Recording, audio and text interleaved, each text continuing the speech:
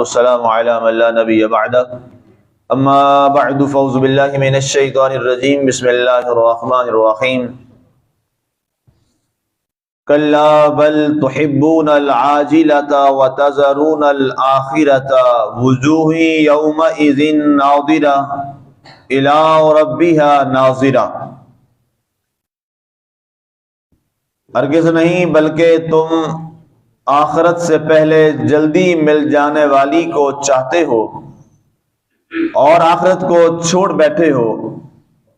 اس دن کچھ چہرے بڑے عظمت مآب اور شگفتہ ہوں گے، اپنے رب کی طرف دیکھنے والے ہوں گے۔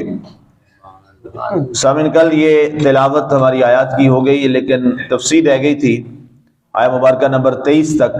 آج کل رہنے والی ان آیات کی تفسیر کی جانب بڑھتے ہیں۔ کل اختتام ہمارا اس بات پر ہوا کہ ثم ان علینا بیانہ۔ آگے رب ذوالجلال نے ارشاد فرمایا کہ کافروں سے مخاطب ہوتے ہوئے ارشاد فرمایا کلا ہرگز نہیں بل تحبون العاجلہ، تم بہت جلد ملنے والی سے بڑی گہری محبت کرتے ہو۔ اب وہ جلدی ملنے والی کیا ہے جس کا قرآن نے ذکر کیا ہے؟ اس سے مراد دنیا ہے۔ اچھا، دنیا کا جو لفظ ہے یہ دنا یدنو دنون سے نکلا ہے، یہ عربی زبان کا لفظ ہے دنیا۔ قرآن میں بھی استعمال ہوا ہے، ربنا آتینا فی الدنیا، ایک عام مثال آپ کو دی کرنا، اور جگہ پہ بھی بہت آیا ہے۔ تو عربی زبان کا یہ لفظ ہے دنیا۔ دنیا اور آخرت دونوں عربی زبان کے لفظ۔ تو دنیا کا معنی ہوتا ہے قریب ہونے والی چیز، دنا یدنو دنون۔ قرآن میں بھی آیا، اپنے اللہ تعالیٰ نے اپنے حبیب کے بارے فرمایا ثم دنا، پھر قریب ہوا۔ تو یہ دنا جو دنیا آگے سے بنا ہے، اس کا معنی ہوتا ہے قریب ہونے والی چیز۔ تو اب یہ اللہ نے یہاں پر اس قریب ہونے والی، جلدی آنے والی چیز کا ذکر کیا ہے، دنیا کا۔ اب دنیا ہے کیا؟ اس لیے اس کو دنیا کہا ہی اس لیے جاتا ہے کہ یہ بہت جلد آتی ہے، چلی جاتی ہے، اور اس کا وجود جو ہے بندے کا، ظاہر ہے بندہ جب دنیا میں آیا اور چلا گیا، اس کے بعد اس کے لیے دنیا تو ختم ہو گئی۔ ظاہر ہے وہ شخص جو کل رات تک یا اس لمحے سے پہلے تک دنیا سے چلا گیا، فوت ہو گیا، اسے کیا رہے گا کہ کتنے سال آتے ہیں؟ اس کا تو نظام ختم ہو گیا، اس کی تو دنیا ختم ہو گئی۔ اب اس کے لیے آخرت کا نظام اور سسٹم اور زمانہ جو ہے وہ شروع ہو گیا، وہ یہاں سے منقطع اس کا معاملہ ہو گیا۔ تو اب اللہ تعالیٰ نے اس بنیاد پر یہ فرمایا کہ یہ جلدی آنے والی جو ہے یہ دنیا ہے، اور بہت جلد آئی، ختم ہو گئی، بہت عارضی سی ہے۔ کافر جو ہے وہ اس کے ساتھ بہت گہری محبت کرتا ہے اور ہر لمحہ اسی دنیا کو چاہتا رہتا ہے۔ اب اس حوالے سے یہ تو کافروں کو خطاب ہے، لیکن جب یہ قرآن کی آیت آپ اور میں اس وقت پڑھ رہے ہیں تو ظاہر ہے اس وقت یہ خطاب آپ کو اور مجھے، آپ اور مجھ سے اللہ بات فرما رہا ہے کہ ظاہر ہے مسلمان بھی دنیا سے محبت کرتا ہے، دنیا کے فتنوں میں پڑ جاتا ہے، دنیا کے تقاضوں کو پورا کرتے کرتے وہ اپنے مالک سے دور ہو جاتا ہے۔ ایک میں کلام پڑھ رہا تھا ایک بزرگ کا، کیا خوبصورت انہوں نے بات فرمائی۔ آپ ارشاد فرماتے ہیں کہ دنیا میں اکیلا آیا اور دنیا سے جاؤں گا بھی میں اکیلا ہی، اکیلا آیا ہوں، اکیلا جاؤں گا، اکیلا اللہ کے دربار میں پیش کیا جاؤں گا۔ تو یہ درمیان میں دنیا کہاں سے آ گئی؟ انہوں نے ایک سوال کے جواب میں ایک بات بتائی تھی۔ وہ اپنے مزاج میں رہا کرتے تھے اور بڑا سادہ سا لباس، سادہ سا رہن سہن اور سادہ انتہائی ان کی زندگی، جو ضروریات سے صرف وہی پوری کرتے اور باقی معاملات اسی پہ۔ تو کسی نے انہیں کہا کہ جناب کچھ دنیا کا بھی لحاظ رکھا کریں۔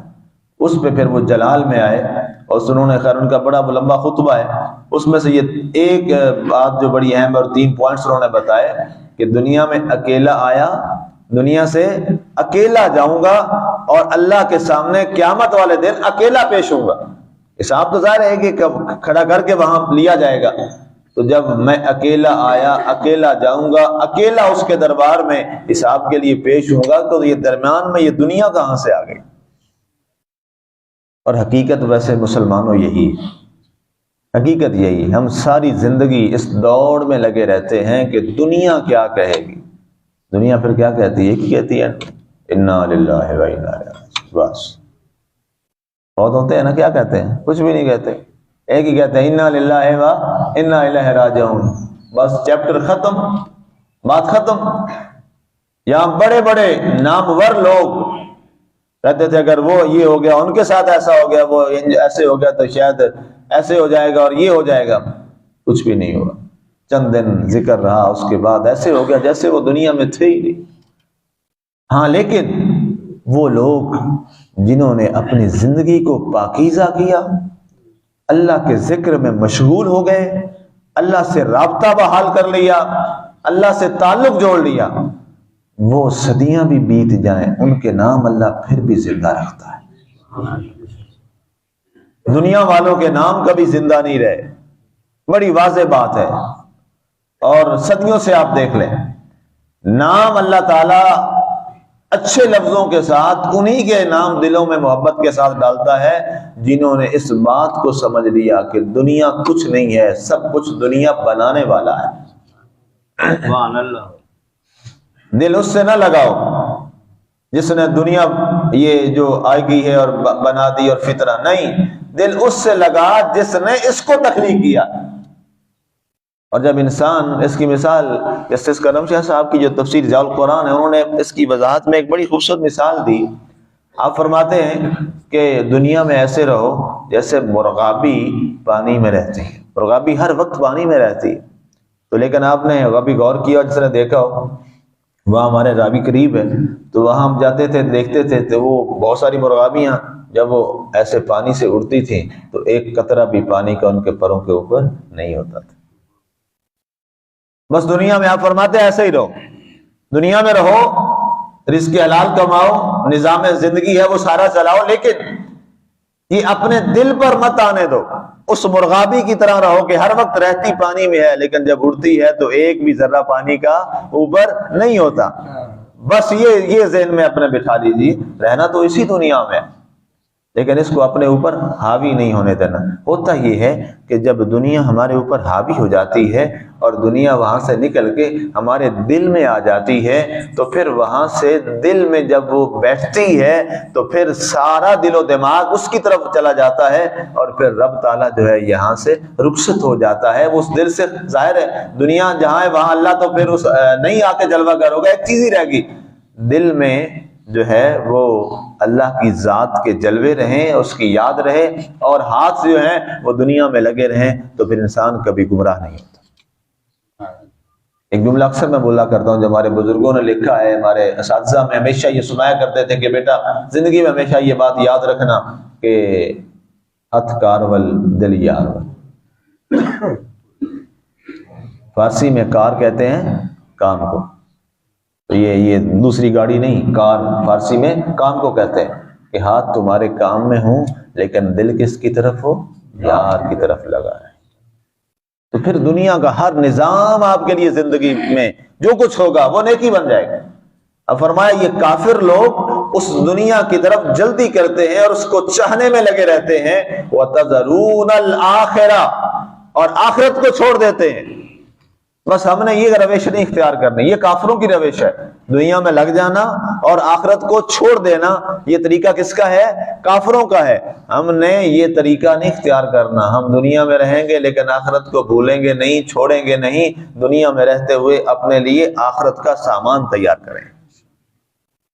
جو بیان کیا جاتا ہے کہ الدنیا مزرعۃ الآخرہ، دنیا آخرت کی کھیتی ہے، دنیا آخرت کی کھیتی ہے. اب جناب جب آپ اب کاشت کا، گندم کا وقت آ گیا ہے، تو جو لوگ گندم کاشت نہ کریں اور جب کٹائی ہو رہی ہو وہ کہیں ہم گندم کاٹ لیں، تو گندم تو نہیں کٹے گی.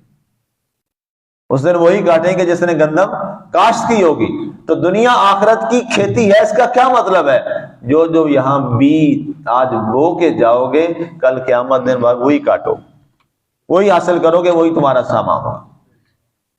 آگے فرمایا گیا حضرت عمر رضی اللہ تعالیٰ عنہ اس حوالے سے آپ کی بہت ساری آپ کے گفتگو ہے اس پہ، اسی آیت پر سیدنا فاروق اعظم رضی اللہ تعالیٰ عنہ کی آپ کے بہت سارے حوالے سے خطبات بھی ہیں. بس ایک اور سورہ سے ایک جملہ آپ کو عرض کر دیتا ہوں، وہی میرا خیال ہے ہمارے لیے کافی ہو جائے گا اگر اس کو ہم سمجھ لیں. کسی نے آپ سے پوچھا کہ جناب فاروق اعظم آپ کا بڑا اچھا تجربہ ہے دنیا میں رہنے کا اور مالک کو راضی کرنے کا، آپ یہ بتائیے یہ دنیا ہے کیا اور دنیا کے اتنے فتنے ہیں، یہاں سے گزرنا کیسے؟ ظاہر ہے دنیا جکڑ لیتی ہے انسان کو. شیطان بہت طاقتور ہے، بہت مضبوط ہے. کل فہیم صاحب نے ایک بڑا اچھا سوال انہوں نے کیا اس پروگرام، یہ کل والے درس کے بعد ایک جگہ ہم کل تھے شادی پہ، تو ان کو میں نے یہی بات بتائی. میں نے کہا اپوزیشن بڑی مضبوط ہے، ہر وقت اس کے ساتھ لڑتے رہنا ہے، بس یہی اس کا جواب ہے. شیطان بہت مضبوط ہے، بہت طاقتور ہے. کس کے مقابلے میں کھڑا ہے؟ اللہ کے مقابلے میں. اللہ کے مقابلے میں کھڑا ہے. وزیر اعظم کے مقابلے میں ایک عام سا بندہ آ جائے تو اس کو ویسے نہ اٹھائیں گے پاگل اس کو لے جاؤ. اس کے مقابلے میں جب اس کے لیول کا آگے کوئی تکڑا بندہ آئے گا نا جی تو پھر ہی اپوزیشن ہوگی نا جی. اب اللہ کے مقابلے میں وہ لوگوں کو گمراہ کر رہا ہے. اللہ ہدایت دینا چاہتا ہے. اللہ تو چاہتا ہے نا سارے ہدایت پہ آ جائیں، وہ تو چاہتا ہے، اور اس نے اس کے لیے اسباب بھی بنائے. کتنے نبی بھیجے، کتنے رسول بھیجے، کتنے صحیفے بھیجے، کتابیں بھیجی، اور آج تک یہ جو میں عمل کر رہا ہوں مجھ سے رب ظاہر ہے یہ کروا رہا ہے. اگر رب نہ چاہے تو کیا ایک لفظ بھی میں بول سکتا ہوں؟ نہیں بول سکتا. تو یہ اللہ بندوں کے لیے کیا ذرائع پیدا کر رہا ہے؟ ہدایت کے ذرائع بیان کروا رہا ہے. لیکن اس کے مقابلے میں وہ ظاہر ہے وہ شیطان ڈٹا ہوا ہے. سیدنا فاروق اعظم نے فرمایا بہت مشکل سوال ہے اور بڑا اچھا سوال ہے جو تو نے کیا ہے. بس فاروق اعظم کا آپ نے فرمایا عمر کا تجربہ یہی ہے، اور عمر تم سے یہی کہتا ہے کہ کبھی خاردار جھاڑیوں سے تمہارا گزر ہوا ہے؟ یہ چھوٹی چھوٹی جھاڑیاں ہوتی ہیں، ان میں کانٹے بہت زیادہ ہوتے ہیں جنگلوں میں. ظاہر ہمیں تو ایسا تجربہ کبھی نہیں ہوا، نہ کس طرح کے جنگل سے ہم کبھی گزرے ہیں. کہا جی ہاں کئی دفعہ ہوا ہے.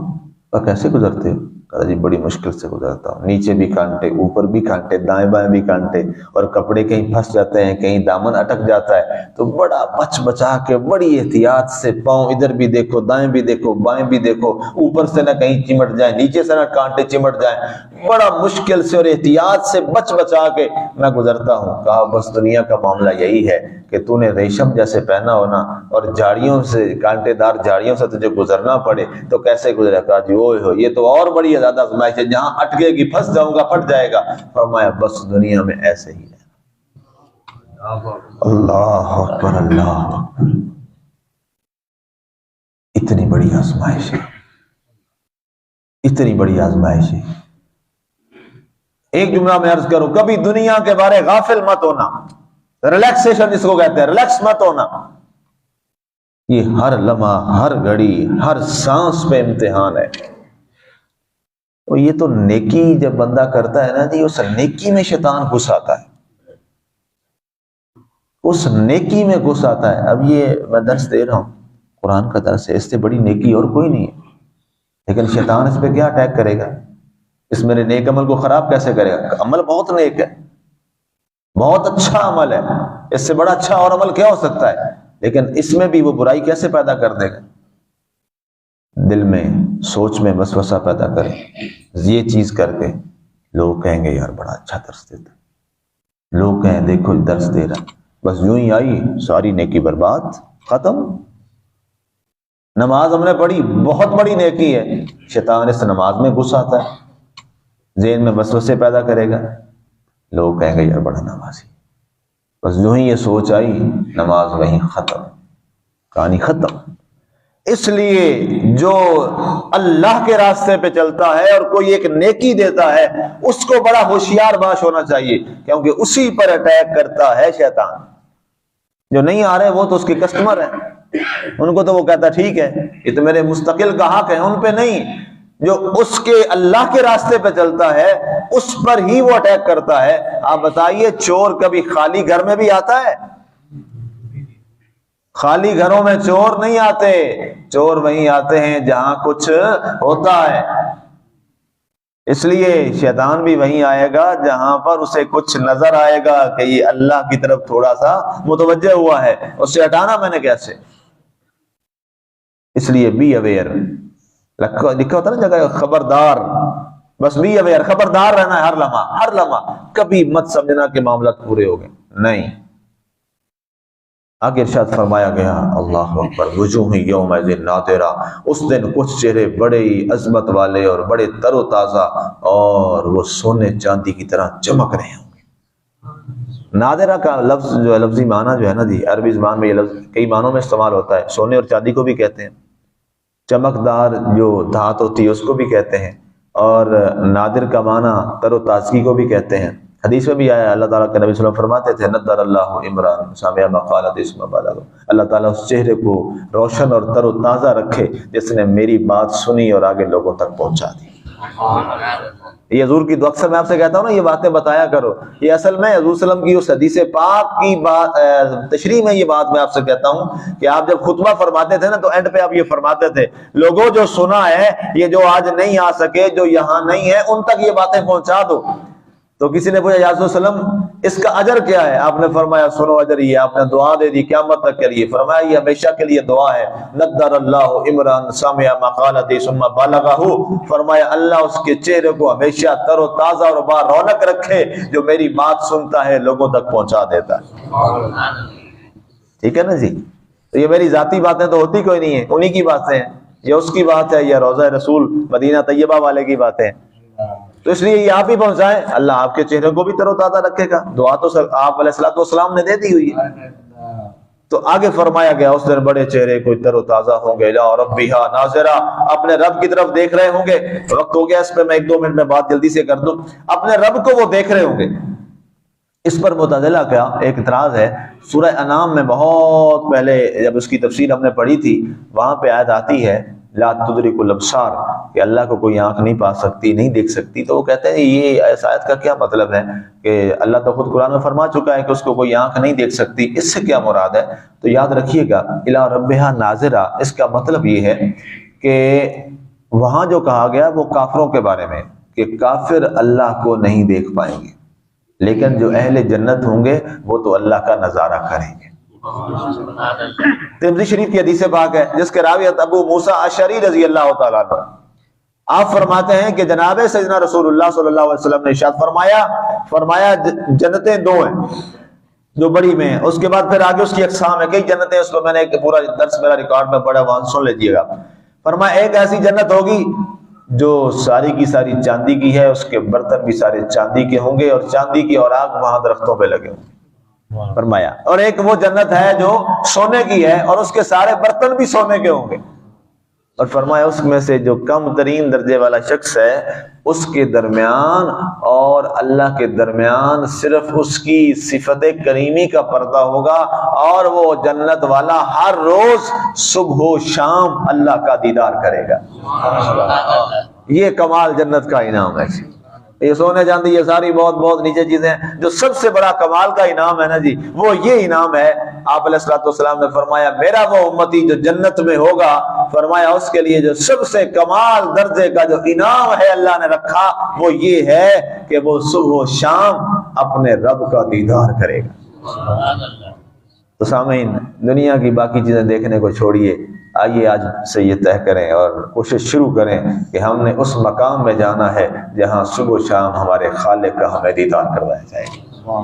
اللہ ہمیں اسی راستے پر قائم رکھے، اس راستے کی طرف کوشش کی توفیق نصیب فرمائے، اور شیطان کے فتنوں سے محفوظ کر رکھے، اور اس کے مقابلے میں لڑنے کی طاقت دے۔ آمین۔ وما علینا الا البلاغ المبین۔